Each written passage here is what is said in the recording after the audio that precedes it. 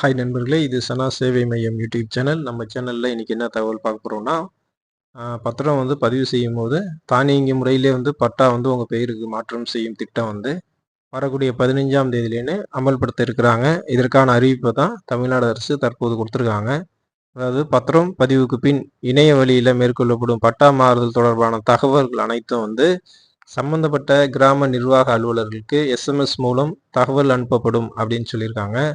உட்பிரிவு செய்ய அவசியம் இல்லாத நிலக்கிரயங்களில் பதிவு செய்யப்பட்ட உடனேயே பட்டா தானியங்கியாக மாற்றி தரப்படும் அப்படின்னு சொல்லியிருக்காங்க. இந்த திட்டம் தான் தமிழ்நாட்டில் வரக்கூடிய ஜூன் 15ஆம் தேதி முதல் பட்டா பெயர் மாற்றம் செய்யும் திட்டம் முழுமையாக அமலுக்கு வருகின்றது. தமிழ்நாட்டில் வரக்கூடிய ஜூன் 15ஆம் தேதி முதல் தானியங்கி முறையில் பட்டா மாற்றம் செய்யும் திட்டம் முழுமையாக தமிழ்நாடு அரசு செயல்படுத்தி இருக்குது.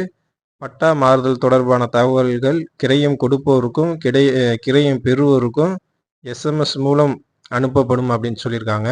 நீங்கள் பத்திரப்பதிவு துறையில் பத்திரம் பதிவு செய்யும் போது அந்த விவரங்கள் அடிப்படையில் தான் தானியங்கி முறையில் ஆன்லைன் பட்டா மாறுதல் நடக்க இருக்குது.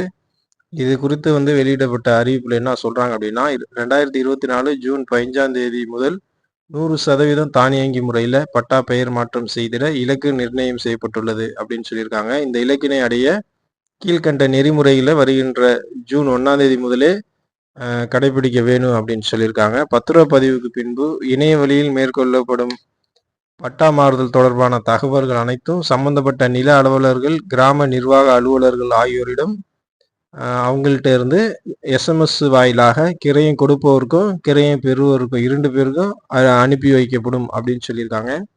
அதே போல் உட்பிரிவு செய்ய வேண்டிய அவசியம் இல்லாத நில கிரயங்களில் பதிவுத்துறையில் பதிவு செய்யப்பட்ட உடனேயே பட்டா மாற்றம் ஆட்டோமேட்டிக் பட்டா டிரான்ஸ்ஃபர் மூலமாக மேற்கொள்ளப்படும் அப்படின்னு சொல்லியிருக்காங்க.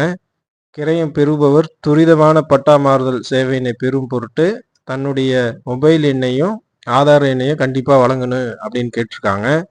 அதே போல் ஆவணம் தயாரிப்பின் போது சரிபார்க்க வேண்டிய விவரங்கள் அப்படின்னு சொல்லிட்டு அறிவிப்பில் கொடுத்துருக்காங்க. அது என்னன்னா, கிரயம் மற்றும் உரிமை மாற்றம் செய்யும் நபர் பெயரில் பட்டா இருப்பதை தவறாமல் உறுதி செய்து கொள்ளுதல் அது அவசியம் அப்படின்னு சொல்லியிருக்காங்க. கிரயம் மற்றும் உரிமை மாற்றம் செய்யப்படும் போது சொத்து விபரமும் அதற்கான அளவுகளும் 4 எல்லைகளும் வருவாய்த்துறை நடப்பு சான்றுகளும் ஒத்து இருக்கிறத உறுதி செய்துக்கணும் அப்படின்னு சொல்லியிருக்காங்க.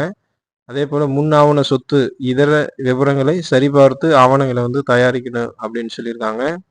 சொத்து வரி, மின்கட்டண ரசீது, தண்ணீர் வரி ரசீது, வரி விதிப்பு பெயர்களை சரி பார்த்துட்டு அதுக்கப்புறம் தான் ஆவணம் தயாரிக்கணும் அப்படின்னு சொல்லியிருக்காங்க.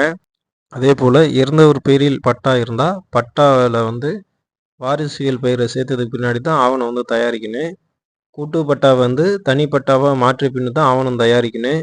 இது போன்ற அறிவுரைகளை கண்டிப்பாக பின்பற்றி உடனுக்குடன் தானியங்கி முறையில் பட்டா மாற்றம் நடைபெற ஒத்துழைக்க வேணும் அப்படின்னு சொல்லிட்டு அந்த அறிக்கையில் தமிழ்நாடு அரசு சொல்லியிருக்கு. ஆகவே நண்பர்களே, இனிமேல் பத்திரம் பதிவு நம்ம செய்யும் போது கிரைய நிலம் வாங்கும்போது ஆட்டோமேட்டிக்காகவே பட்டா உங்கள் பெயருக்கு ஏறிக்குங்கிறது தான் இந்த தகவலை தமிழ்நாடு அரசு சொல்லியிருக்காங்க.